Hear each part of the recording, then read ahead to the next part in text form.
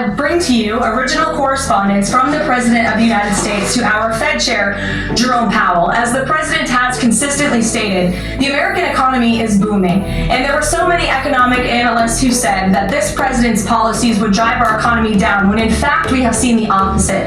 We've seen a massive deregulation campaign take place. We've seen inflation completely diminished from where it was under the reckless spending and the bad policies of the previous incompetent administration. I would remind the Fed Chair, and I would remind the entire world, that this is a president who is a businessman first, and he knows what he is doing. He has a proven economic formula that worked in his first term as president, and it is working again. The one problem that remains is high interest rates for the American people. The American people want to borrow money cheaply, and they should be able to do that. But unfortunately, we have interest rates that are still too high. So the president sent this note to the Fed Chair today. And if you look at this chart, this is a chart of all of the interest rates of many countries throughout the world. At the top is Switzerland. They're only paying a quarter for interest rates. Cambodia, Japan, Denmark, Thailand, Botswana, Barbados, Taiwan, Bulgaria, Cuba, Sweden, Morocco, Cabo Verde, South Korea, Algeria, Canada, Albania, Libya, Malaysia, China, New Zealand, Trinidad and Tobago, Czechia, Bolivia, Australia, Costa Rica, the Bahamas, Kuwait, Papua New Guinea, Bosnia, United Kingdom, and the UAE are all paying lower interest rates than the United States of America, which has one of the hottest and strongest economies in the world. The president sent this note to the Fed Chair. It says, Jerome, you are as usual too late. You have cost the USA a fortune and continue to do so. You should lower the rate by a lot. Hundreds of billions of dollars are being lost, and there is no inflation. And the president is right. There is historically low inflation thanks to his policies. And we will continue to drive down the cost of living in this country for Americans. We will continue to deregulate. And it's also incredibly important that we pass this one big beautiful bill, which is the largest tax cuts in American history.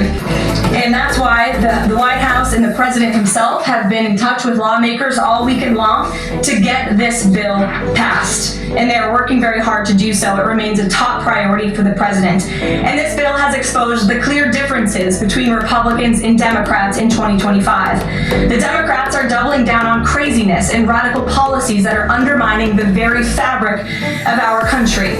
Just look at the Democrat nominee for New York City Mayor, Zohran Mamdani. He's a Democrat socialist, really a communist, who proudly calls to defund the police, peddles anti-Semitism, praises pro-Hamas groups, wants Israel abolished, and believes wealthy Americans should not exist. Those are his words, just as recent as this weekend. Meanwhile, under President Trump's leadership, Republicans are fighting tirelessly for everyday, middle-class, working Americans who re-elected this president, and we're carrying out a revolution of common sense, and all of that is packed into this one big beautiful bill. It delivers the largest middle and working class tax cuts in U.S. history. It keeps America safe by funding the largest ever one-time investment in border security. It's enough to reverse the Biden border invasion. And every single Democrat is against that, against securing our border and deporting millions of criminal illegal aliens. The one big beautiful bill also strengthens and protects Medicaid benefits, despite what Democrats are saying, for eligible American citizens who rely on it, like pregnant women, children, seniors, and people with disabilities, by eliminating waste, fraud, and abuse that threaten to destroy this program that was intended for the most vulnerable in our society. And every single Democrat in Congress is against rooting out that waste, fraud, and abuse, and blocking the 1.4 million illegal aliens who are currently improperly receiving these benefits that should be going to American tax-paying citizens. The Democrats in Congress are more concerned with defending illegal aliens than they are hardworking Americans. And the big beautiful bill also revitalizes our military and enhances our defense capabilities, protects our country from emerging new threats by funding a cutting-edge missile defense system called the Golden Dome.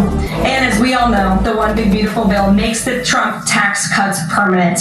The White House and the president are adamant that this bill is passed and that this bill makes its way to his desk. Republicans need to stay tough and unified during the home stretch, and we are counting on them to get the job done.